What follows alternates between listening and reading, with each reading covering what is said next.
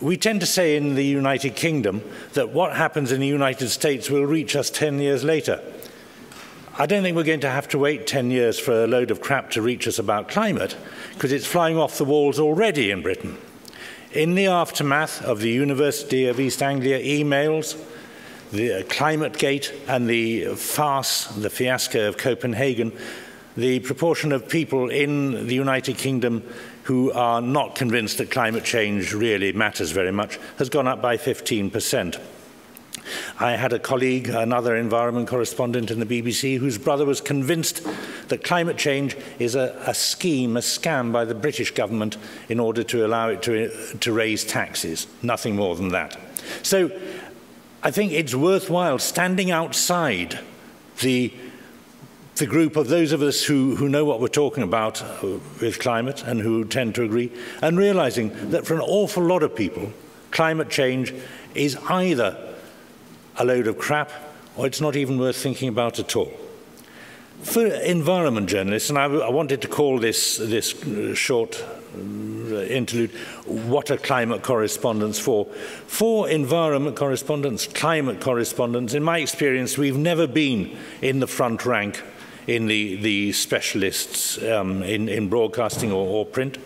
But now, what I foresee is that many of us will struggle to keep our jobs at all, despite the fact that the science of climate change, the IPCC's case, remains robust and has not been challenged at all, really, by the events of a year ago.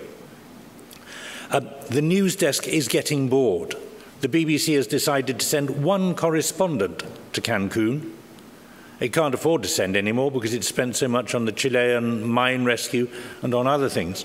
But imagine one correspondent trying to cope with the whole of that. There is less and less interest from news desks. We have got, I think, to be old-fashioned reporters with a new twist, which I'll come on to in a moment. On one level, our job is what it always has been, and that's to remain just, simple and effective reporters. That makes a number of demands of us, and perhaps the first demand is to remember that we may be the only reliably independent source our audiences have.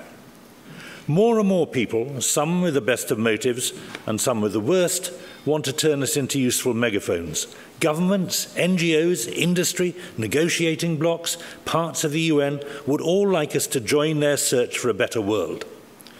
A year ago, I was asked by a large international organization to speak at a conference, and I was given this brief.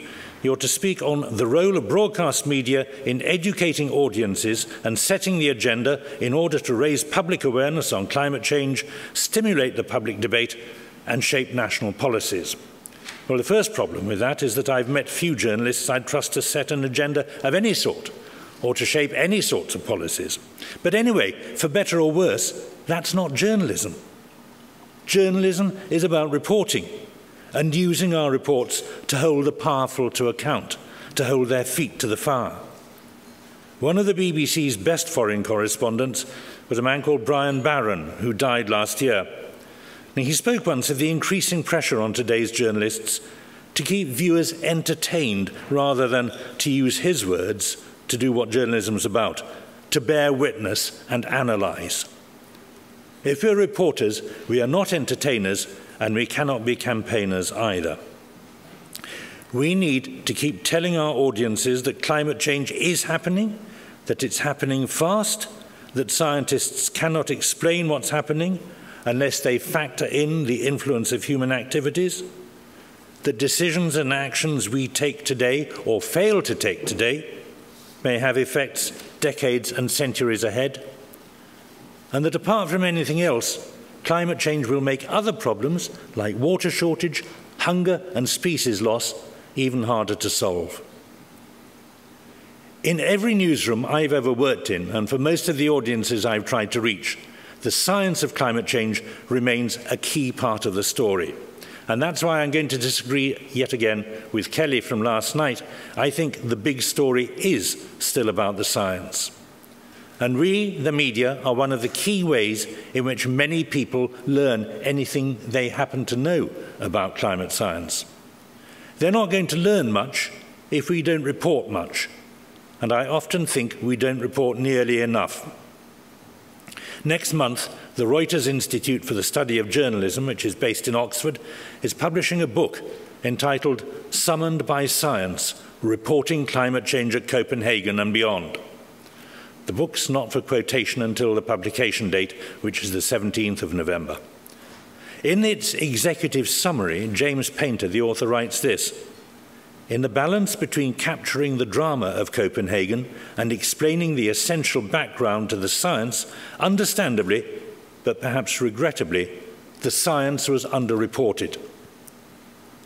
Of more than 400 articles published in 2 print media in each of 12 countries across the world about COP15, those articles written principally about the science of climate change accounted for under 10%. Partly this is because science, unlike many NGOs, often tends not to have a very loud or clear voice. Jean-Pascal van Ypersele, I think it was, told us yesterday that the IPCC has just 1 paid media officer. The delegation from Greenpeace at COP15 was larger than the delegation from the UK government. So you can see how it's weighted. Now, I know it's tempting to please the news desk by writing up the arguments and the tantrums and the walkouts at a climate COP, and it's often easier to do that than to write a science story. It's the way many of us approach a COP, probably. One distinguished developing country journalist in Copenhagen, asked whether he considered the science worth including in his reports, replied, "I think the time for alarms was in the past. We came to the meeting for a decision." So he will have gone away a disappointed man. Of course, science doesn't come naturally to many of us. I met an Australian journalist a few years ago who I expect spoke for many of us. She said, "In our newsroom, it's simple. If it's green and wriggles, we say it's biology. If it stinks, it's chemistry. And if it doesn't work, it's physics. And that's all there is to it. Except that if anything will persuade people that climate change really does matter, it's likely to be the science." Good reporters, of course, remember that climate change is already changing and shortening lives. It's not just an abstraction to be argued over in Cancun or Brussels or wherever. It's the thinning Arctic ice which lets hunters fall through to their deaths. It's persistent drought and unusually frequent flooding. It's flesh and blood stories that need telling. Best of all, need telling through the words of the people who are living them. I remember something once said by a giant of journalism, and perhaps not coincidentally, one of the funniest writers I know, the American foreign correspondent Martha Gellhorn, that she thought she should aim to be what she called a walking tape recorder with eyes. That's Brian Barron's bearing witness, if anything is. The analysing of which he spoke comes in making sense of a highly complex subject in the brief time and space we are given. I worked in broadcast journalism, news journalism, most of my career. I was very, very lucky if I had 2 minutes for a piece to tell people, A, what was happening, and B, why it mattered to them.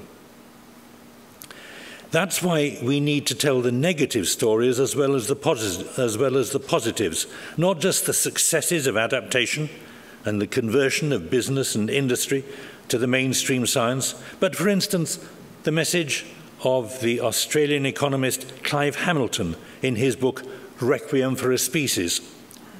He accepts the science. He accepts it overwhelmingly, and he thinks it will have devastating consequence. His message is simple. It's too late. Humanity failed. And almost finally, we should not allow the climate skeptics to call the tune. Time and again in my early BBC environment days, I'd write a piece on climate and be told, "Okay, now get a skeptic to provide balance." Perhaps we moved on, though I suspect we moved back to those days. But those who deny the science still hold undue sway over many news desks. The most skeptical people I know, in fact, include the climate scientists themselves, because they know that's how science works. It's always worth asking skeptics climate skeptics whether they have had their claims peer-reviewed and published. Not always a fail-safe test, but it gives you some idea as to what their work stands up to. And it's worth remembering the advice of the British journalist Hannon Swaffer, who was writing about 50 years ago.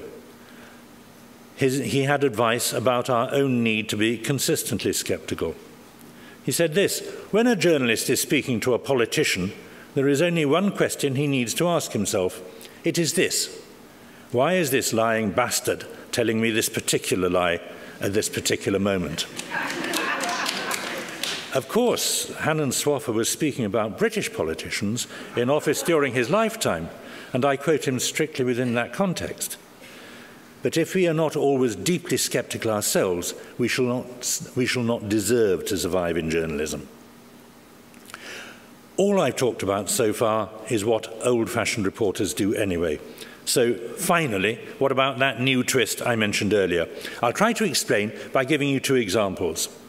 The first was a journalist I met in Brazil when I was there for the Earth Summit in 1992. She wasn't Brazilian, and she worked for CNN. She said, "I'm an environmentalist, and I became a journalist in order to get my message across." Well, it would be professional death in my newsroom to admit that you had a message of any sort at all. The second part of the example was a very good friend of mine, a BBC reporter of deep humanity who could not stand pretension or any hint of falsity. And I remember him saying once about a colleague of ours in a tone of deep scorn, "He doesn't just take himself seriously, he takes his subject seriously." And that's not what journalists are expected to do, or at least they weren't. What I think we have to do now is to take our subject seriously, while we continue to report with the humility to recognize that we may be wrong, because then we shall tell the story starting from the point of view of our audience, many of whom are far from certain that the science is right. I hope to God I am proved wrong about climate change. Few things would make me happier.